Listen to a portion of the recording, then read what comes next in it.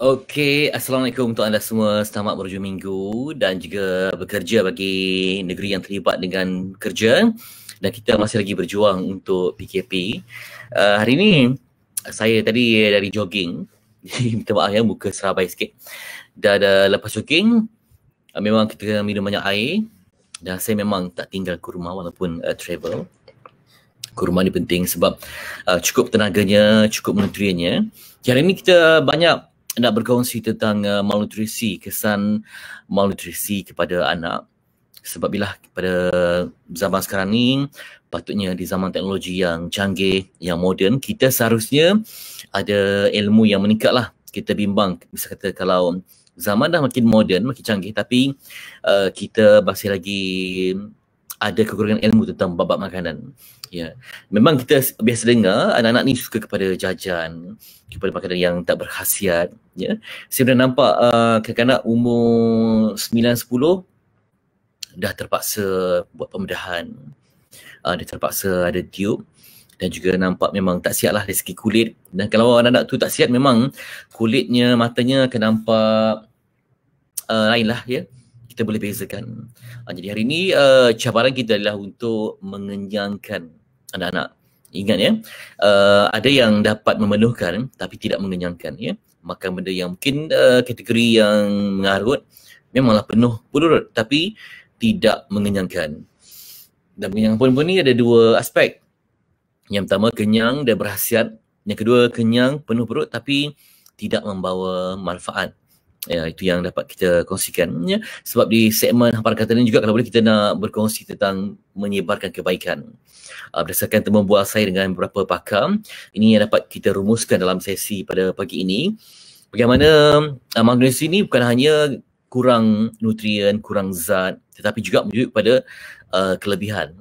Mungkin bila terlalu, misalkan kalau umur 7 tahun tetapi badannya katakan 50 kg, itu memang tak sepatutnya terjadi. Okey, yang paling terisaukan bukan hanya tentang dijangkiti penyakit, tetapi penting juga, sebab benda ni memang amat besar sekali. Yang pertama, kesan yang membawa kepada penyakit. Yang kedua, membawa maut. Saya tak nak sebutkan tadi sebab bila sebutan maut ni satu perkara yang sangat-sangat sensitif ya. Tetapi ialah kita waktu anak kecil terjaga dengan baik, beri kasih sayang, tiba-tiba bila besar, dia 7-8 tahun, kita dah mungkin tanpa sedar racun dia. Makanan yang terlalu banyak pewarna, makanan yang terlalu banyak benda yang merosakkan. Ya, sebab efeknya itu bukan hanya kepada buah pinggang, pada jantung dia, juga pada aspek yang lainnya. Okey, bila malnutrisi ni mungkin kerana kurang berat badan, kemudiannya bagaikan terbantut, susut, cengkung. Ya, banyak kes kita laporkan berbagai faktor disebabkan malnutrisi ni. Yang pertama, ketidakmampuan ibu bapa untuk bekalkan makanan yang berkhasiat. Mungkin kerana mengikut kajian, kalau di negara miskin seperti Afrika, kerana faktor kemiskinan yang melampau. Dia dapat tengoklah, kalau anda dapat Google je pun memang nampak yang perut kembung, yang tinggal rangka, semuanya kerana masalah malnutrisi ini. Tapi di Malaysia kita ingat tak sampai ke tahap begitu. Masih ada pihak yang prihatin, dan cabarannya ialah untuk anak-anak yang belum lagi dapat berfikir, dan orang tua ataupun penjaga yang menyuapkan makanan apa, menentukan makanan apa yang perlu mereka ambil demi kesihatan. Okey. Sebab ada juga hadis yang antara lain mengupas tentang rumah yang tiada kurma umpama rumah yang tiada bermakanan. Ia simbolik kepada, minta maaf kalau ada yang silap, ia simbolik kepada pentingnya sesuatu makanan itu pada zaman berkenaan. Dan kurma ni bukan hanya relevan ketika zaman Rasulullah, zaman orang dahulu, tetapi juga zaman kini. Sebab nutriennya kekal, khasiatnya memang diperkatakan bukan hanya dalam dunia Islam, tapi dalam dunia kajian-kajian yang melibatkan dunia barat ya. Kurma, sama ada anak tak boleh makan kan, mungkin kreatif kan, ambil dia punya cebisan tu buat dalam bentuk kek ke, ataupun air kurma yang digabung dengan air favourite anak, ataupun kita buat air rendaman kurma. Memang rasanya sikit-sikit manis saja, manis yang manja. Minum masa Ramadan tu memang selalu saya buat air rendaman kurma. kita jadikan sebagai habit. Air itu direndam semalaman, jadi masukkan dalam air yang nak dijamu kepada anak ataupun keluarga tu. Jadi dalam setiap minuman yang kita ambil tu ada unsur-unsur kurma di dalamnya. Okey, bila kita tengok dulu anak-anak miskin kat Malaysia ada RMT. Mungkin dari yang pernah ibu bapa ada pengalaman dapat RMT, rancangan makanan tambahan di sekolah. Tapi bila sekolah tutup contohnya, tak adalah RMT tu. Maksudnya bila RMT tu dijamin makanan tu yang berkhasiat, berkualiti, ada nutrien yang seimbang, ada telurnya, ada dagingnya, ada ayamnya, ada sayurnya, ada buah, semua lengkap. Di samping ada program, ni tak program susu di sekolah. Semua tu ke arah menyumbang kepada pembinaan tulang yang baik, pemikiran yang baik.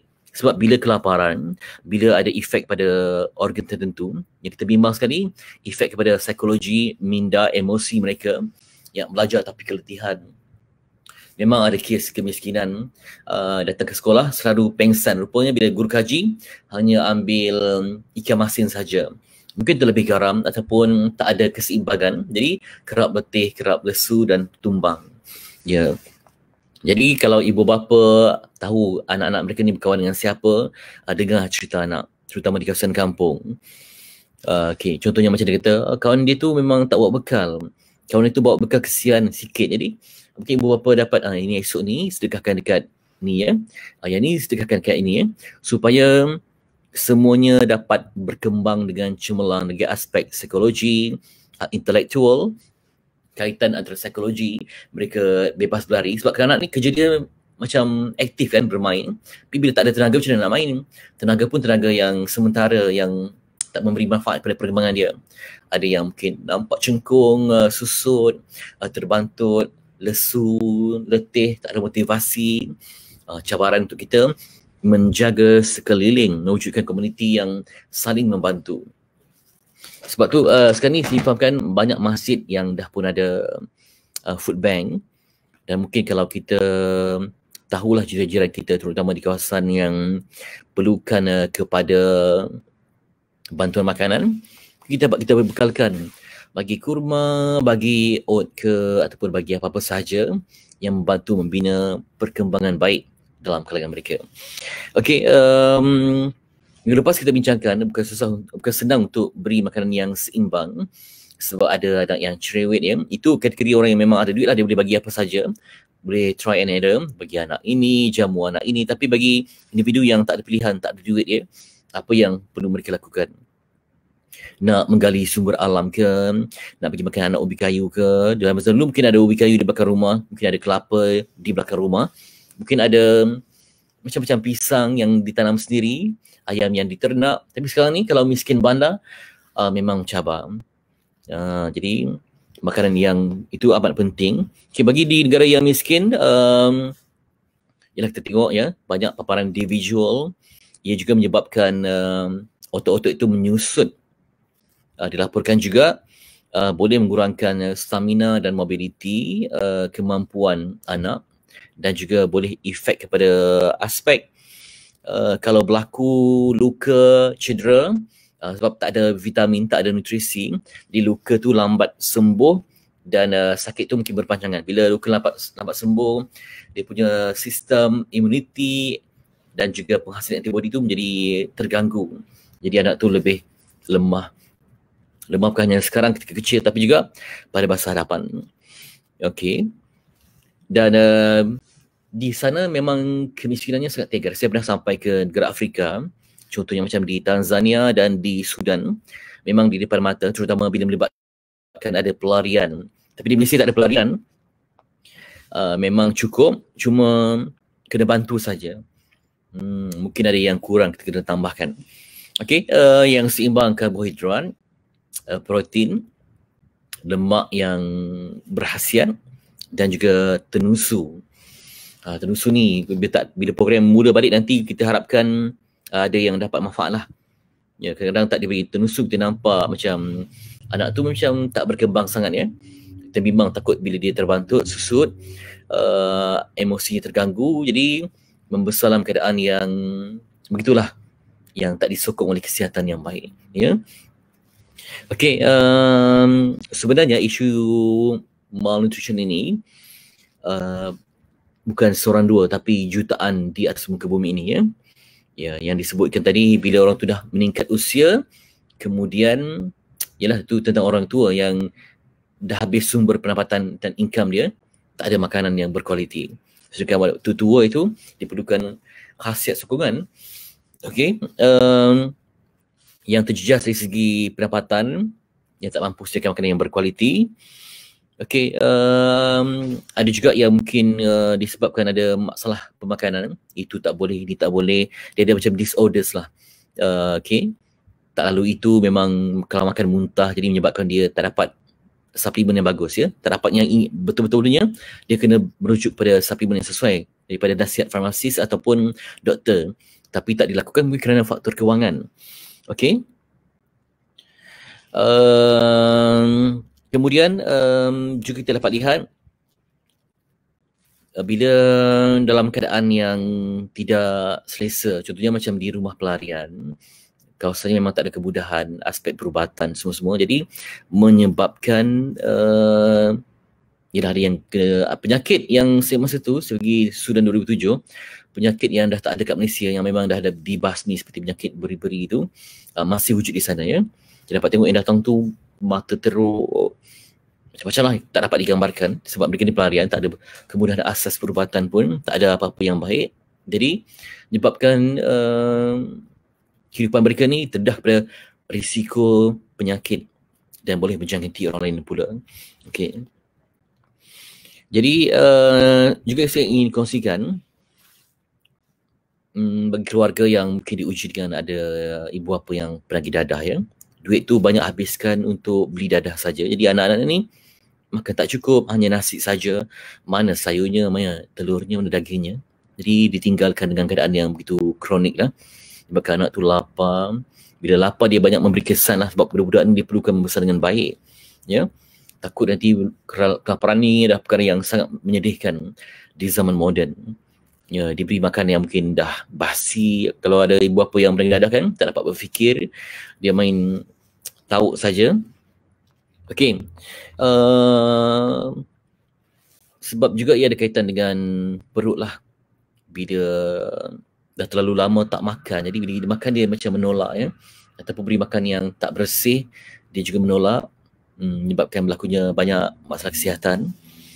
Okey, lagi saya nak kongsikan, bisa kita tengok sukarelawan hanya membantu beri makan, tapi tak ada follow up.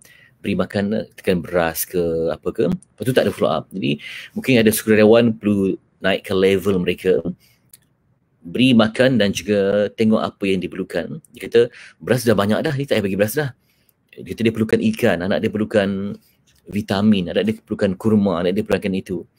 Kadang kita beri tu benda yang orang dah banyak. Siapa dah sampai ke satu rumah ni nak bagi beras, tengok rumah dia, beras dia dekat 80 kampit dah, jadi busuk lah, dah rosak lah sebab tak guna. Dia kami tak mau beras, tanya dia apa yang diperlukan, itu lebih baik. Kadang kita bagi gula, kita gula ni dah berguni dalam rumah kebajikan ni, kita kami nak susu anak, itu yang perlu disupplykan ya, itu yang perlu diberikan. Okey, jadi perlunya rawatan, sukarelawan yang membantu rawatan, sukarelawan nutrisi. Apa kata kita wujudkan di dalam komuniti sukarelawan nutrisi yang dapat membantu. Okey. Yang mana dalam sekolah pun diceritakan tentang diet. Bukan dalam subjek sains, tapi juga guru-guru kita dah makan ke, makan apa. Mungkin dalam sekarang situasi PKP ni, semua orang bawa bekal, tengok apa yang ada. Kadang-kadang tu bekal tu memang menyedihkan ya. Mungkin kita terlepas pandang.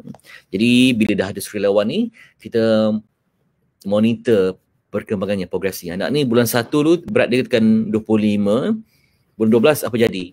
Kalau 22 je memang sedih lah. Jadi mungkin dah bertambah baik, anak tu nampak lebih ceria, lebih fokus belajar sebab dah tak lapar. Okey. Jadi ada banyak prevention dapat kita laksanakan. Jadi ini antara yang saya rekomenkan, kurma untuk anda semua.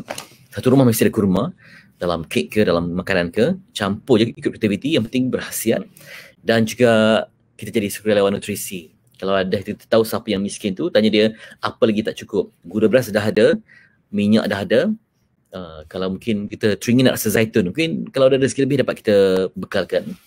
Dan juga mungkin dapat bantu kita, jangan beri jajan untuk anak. Bila nampak anak miskin, kita pergi buat sukarelawan, bagi lollipop lah, okay, ganti benda yang baik. Kita ajak dia makan buah ke, ajak makan kurma ke, bagi benda-benda yang berkhasiatkan vitamin ke, supaya dapat mengubah paradigma dalam nutrisi kepada orang yang terjejas akibat malnutrisi. Semoga perkongsian ringkas saya pada pagi ini memberikan anda sikit motivasi untuk jadi sukarelawan, membantu. Kalau dulu kita bagi anak patung, ganti dengan makanan. Makanan ini penting untuk mereka yang lapar dan ingin membina kehidupan, membina tulang yang sihat dan juga membina kecergasan otot dan kecergasan segala-galanya lah, dengan berpandu kepada nutrisi yang seimbang untuk elak bantut, terjejas perkembangan, untuk elakkan penyakit, untuk elakkan, paling penting, mengelakkan maut dalam masa yang panjang. Jumpa lagi. Assalamualaikum untuk semua.